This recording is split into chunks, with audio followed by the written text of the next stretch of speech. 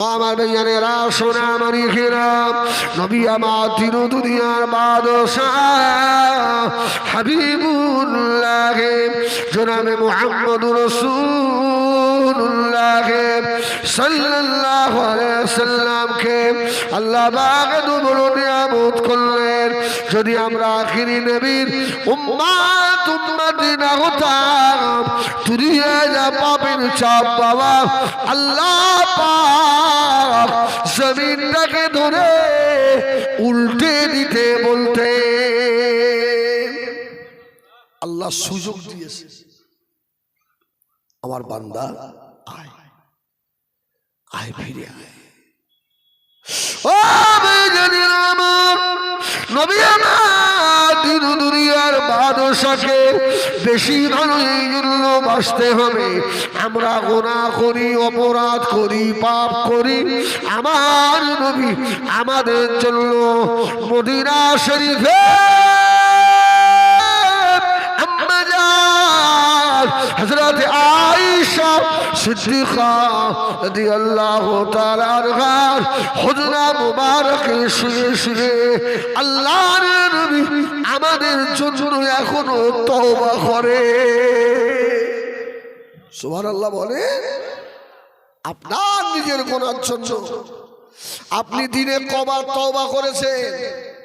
এই তেতুল বেরিয়ার যুবক, তুমি কবার তওবা করেছো? কিন্তু তোমার কথা মনে করে তোমার নবী মদিনার রওজায় আস্তাগফার আম্মা রাসূল এখন খাস ভাবে তোমাদের জন্য আমাদের জন্য তওবা করে, আল্লাহ আমার উম্মতকে ক্ষমা করে দাও। সুবহানাল্লাহ বলে। উম্মত যে নেমো খারাপ, উম্মত যে নেমো খারাপ, সেই নবীকে বেপরোয়া ভুলে গেছে। যদি তাই না হতো তাহলে তাতুল বেরিয়ে আজকে এত বড় মাহফিলে এরা বাড়িতে বসে থাকতে পারত? কিছু বলে না, কথা বলে। ও বড় ভাই কিছু বলো। এরা থাকতে পারতো বাড়িতে বসে? এদের ঈমান আছে? এরা মুসলমান না কাওরা? হ্যাঁ, মুসলমানের খুন এদের গায়ে আছে। মুসলমানের বাচ্চা হলে এসে বসতে হবে।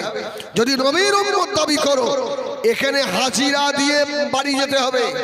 আর যদি মনে করো আমি ইহুদির বাচ্চা, তোর আসতে হবে না, যা।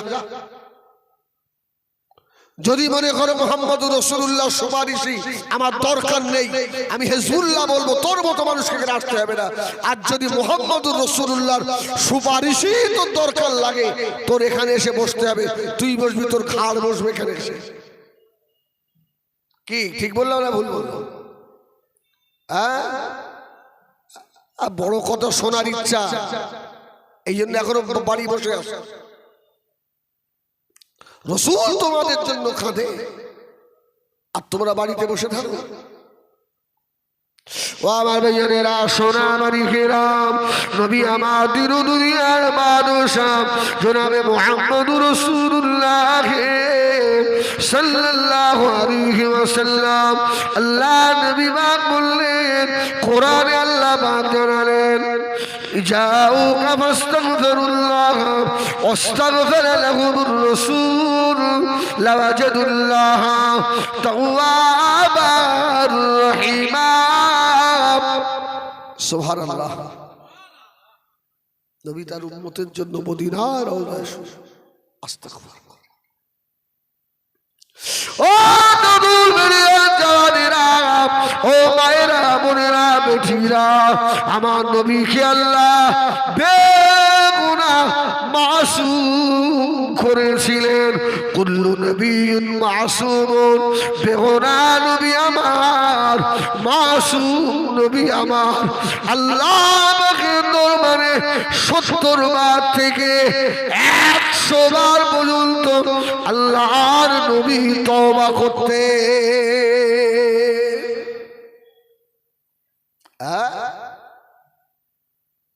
ইশারায় এসছে SIR, মাথা খারাপ। এই কবার তওবা পড়েছো? আল্লাহকে কবার বলেছে আস্তাগফিরুল্লাহ আস্তাগফিরুল্লাহ রব্বি, আল্লাহ আমাকে ক্ষমা করে দাও, আল্লাহ আমি ভুল করেছি, আল্লাহ আমাকে মাফ করে দাও, আল্লাহ ক্ষমা করে দাও। আন্দোলন করতে হবে, কিন্তু যেটা আগে এসে সেটা তো আগে করে তারপর আন্দোলন করতে হবে। আবার সোনামারি ঘেরা জওয়ানেরা, ও মুরব্বিয়ানেরা, খুব গভীর মনোযোগ বাবা। নবীকে ভালোবাসেন, খলিজা দিয়ে ভালোবাসেন। আল্লাহ নবী দিন দুনিয়ার বাদশাকে ভালোবেসেছিলেন। চার ইমামের এক ইমাম হযরত ইমাম মালিক রহমাতুল্লাহ আলাইহি। ও ইমামে জালিলা, হযরত ইমাম মালিক জীবনে একবার হজ করেছিলেন। কবার কবার? একবার। আর দুটো পয়সা দেশে আল্লাহ দিনে বছরে একবার করে যাচ্ছে, কিন্তু পরিবর্তন নেই। এমন আসে না? নেই। প্রত্যেক বছরে ওমরায় যায়, হজে যায়, সব করে, কিন্তু পরিবর্তন নেই। আল্লাহ নবী ফরমাচ্ছেন আখিরি জামানায় আলেমের সংখ্যা বেড়ে যাবে, হাকিকাতান আলেম খুঁজে পাওয়া মুশকিল হবে। আখিরি জামানায় হাজির সংখ্যা বেড়ে যাবে বাবা। ও ভাইজানেরা, হাকিকাতান হাজি খুঁজে পাওয়া মুশকিল হবে। আপনারা সত্যি করে বলে, যারা বয়স্ক আমার ভাইরা রয়েছেন, আজ থেকে 30, 40, 50 বছর আগে 2-4টে গ্রাম খুঁজলে একটা হাজি পাওয়া যেত। কিছু বলে না? সে হাজি সাহেবের ইজ্জত ছিল কত! কি হাজি সাহেব গ্রামে ঢুকলে মেয়েরা সব জড়ো হয়ে যেত, এই হাজি সাহেব আসছে, সুবহানাল্লাহ। যে আল্লাহর হয়ে যায়, ওই মানুষটাকে দেখে পৃথিবীর মানুষ ইজ্জত করে, সম্মান করে। জোরে বলুন সুবহানাল্লাহ। সম্মানের দুটো ভাগ আছে, নেতার সম্মান আলাদা, হুজুরের সম্মান আলাদা। ঠিক না বলুন? নেতার সম্মান আলাদা, তেমন হুজুর নেতাকে খুব ভালোবাসে। আরে ও তো নেতা হবেই, আমি তো বক্তা হবই। রুহের জগতে যারা রাসূলুল্লাহর মাথা দেখেছে এরা বাদশা হবে, নেতা হবে। যারা রুহের জগতে রাসূলুল্লাহর কণ্ঠ দেখেছে এরা বক্তা হবে। যদি বলুন সুবহানাল্লাহ। তাই বলে অত্যাচারিত নেতা, আর তাকে দেখলেও মানুষ আসে না, আসে না, কিছু বলে না। যদি বলে অমুক নেতা আজকে আমাদের তেঁতুলবেড়ি আসছে, তারা কাজ কাম বন্ধ করে বসে আছে, কিন্তু ওর এই একদিকে হু করে চলে যাচ্ছে। 1,60,000 টাকা ঘর দিয়েছে, তার মধ্যে আবার 20,000 টাকা খেয়ে কি এই জ্বলে যায় না, যায় না, কিন্তু সামনে নাই অসুবিধা। বোমের ভয়, গুলির ভয়, লাঠির ভয়, ও জনবল বেশি। আর আল্লাহ যারা, সুবহানাল্লাহ বলেন, সুবহানাল্লাহ বলেন, আল্লাহ যারা, যারা আল্লাহকে ভালোবাসে, আল্লাহ যাদের ইজ্জত দিয়েছে, ওদের জন্য মানুষ দেখবেন বিনয়ী হয়ে দাঁড়িয়ে থাকে। সুবহানাল্লাহ বলেন, বিনয়ী হয়ে দাঁড়ায়, বিনয়ী হয়ে। 5 হুজুর কেবলার ইজ্জত আল্লাহ কম দিয়েছিলেন। গ্রামে এলে যেন গ্রামে ঈদ হতো, ঠিক কিনা? হুজুর কেবলা সকালে গ্রামে হাঁটতেন, কবর জিয়ারত, হ্যাঁ, হাঁস মুরগি সবজি সব গাড়ি, এটা আমার হুজুর খাবে। সুবহানাল্লাহ বলেন। আল্লাহ ইজ্জত, নিজের বাপরে একটা বড় হাঁস খাওয়ায় না, কিন্তু বড় হাঁস পুষে রেখেছে, এটা আমার হুজুর খাবে। এই ইজ্জত আলাদা। কি আমার সোনামানিকেরা, ও জওয়ানেরা, যুবকেরা, মুরব্বিয়ানেরা, আল্লাহ হয়ে যাবে, আল্লাহ আমাদের হয়ে যাবে বাবা। 4 ইমামের এক ইমাম হযরত ইমাম মালিক রহমাতুল্লাহ আলাইহি হুজুর আমার একবার হজ করে মদিনা শরীফে ঢুকে বললেন, ও নবীর মহাব্বতে ইমামে মালিক এক শুকনো খাজুর খেতেন। কি কি?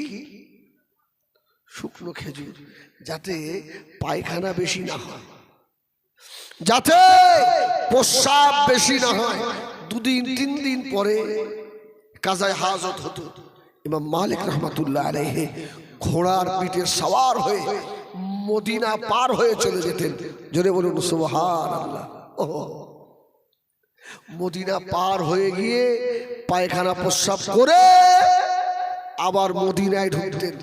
সুবহানাল্লাহ বলেন। এই জন্যই তো ইমাম মালিক বলেন, যতদিন মদিনায় ছিলাম একটা দিন এমন যায় না যেদিনে আমার রাসূলুল্লাহর দিদার হয় না। আল্লাহর ওলি চার ইমামের এক ইমাম হযরত ইমাম মালিক রাহমাতুল্লাহ আলাইহি আল্লাহ নবীকে এত ভালোবাসতেন, মদিনা শরীফে আল্লাহর নবীর মাজারে আতাহারের পাশে বসে বসে আল্লাহর ওলি ইমাম মালিক বুখারীর হাদিস পড়াচ্ছে। জোরে বলুন সুবহানাল্লাহ। ও দুদুল বেরিয়া জানিরা মায়েরা বোনেরা, হাজী সাহেবদের জিজ্ঞাসা করবেন, এখনো মদিনার মসজিদে নববীর ভিতরে বাবা মদিনা ইউনিভার্সিটির ছেলেরা বসে বসে ক্লাস করে। হাজী সাহেবানেরা ওদের পাশে বসে বসে হাদিস শোনে। সুবহানাল্লাহ। এখনো ক্লাস হয় মসজিদে নববীর ভিতরে। এক জায়গায় দেখবেন একটা চেয়ার দেওয়া আছে, সামনে একটা মাইক্রোফোন। আসরের পরে সব ছেলেগুলো মাথায় হাজি রুমাল, বড় বড় জামা, হাতে কিতাব নিয়ে গিয়ে বসে আছে। সুবহানাল্লাহ। সেই তালিম এখনো চলছে। আপনাদের অসুবিধা হচ্ছে? একজন যদি কিন্তু উঠে গেছে, অবস্থা কিন্তু খারাপ করতে পারবে। কেন? এটা আমার তেঁতুলের বাড়ি। আলহামদুলিল্লাহ বলেন। সত্যি আমি এত এই ভাঙড় এলাকায় এত মানে ফ্রি মাইন্ড আমি বলি কথা, আর কোথাও বলি না। কেন? কেন আমি জানি এদের 2 কথা বললে আমার মারতে পারবে না, ফের আমার ভালোবাসে। আলহামদুলিল্লাহ। এই 4 ইমামের এক ইমাম ইমাম মালিক বুখারী পড়াচ্ছেন বাবা। ও আল্লাহর ইমাম মালিকের জামার ভিতর দিয়ে পাহাড়িয়া বিষে হুজুরের পিঠে ঢুকে পড়ল। হযরত ইমাম মালিক রাহমাতুল্লাহ আলাইহির পিঠের ভিতরে পাহাড়িয়া বিষাক্ত বিষে কামড়াচ্ছে। যেই না কামড় দেয়, হুজুর আবার হাদিস পড়াতে পড়াতে আমার রাসূলের বাপ সাল্লাল্লাহু আলাইহি সাল্লামের মাজারে আতাহারের দিকে একবার ইমাম মালিক তাকান, আবার হাদিস পড়া, পিছে আবার একটা কামড় দেয়। ইমাম মালিক আবার ঘুরে ঘুরে তাকায়। হাদিস পড়ানো হয়ে গেল। ছাত্ররা জিজ্ঞাসা করলেন, ও আমাদের ইমাম, আপনি আল্লাহ নবীর মাজারের দিকে কেন বারবার তাকাচ্ছিলেন? হুজুর বলল, বাবা আমার পিছনের জামাটা একটু উঁচু করে দেখো তো, কি একটা ঢুকেছে বাবা।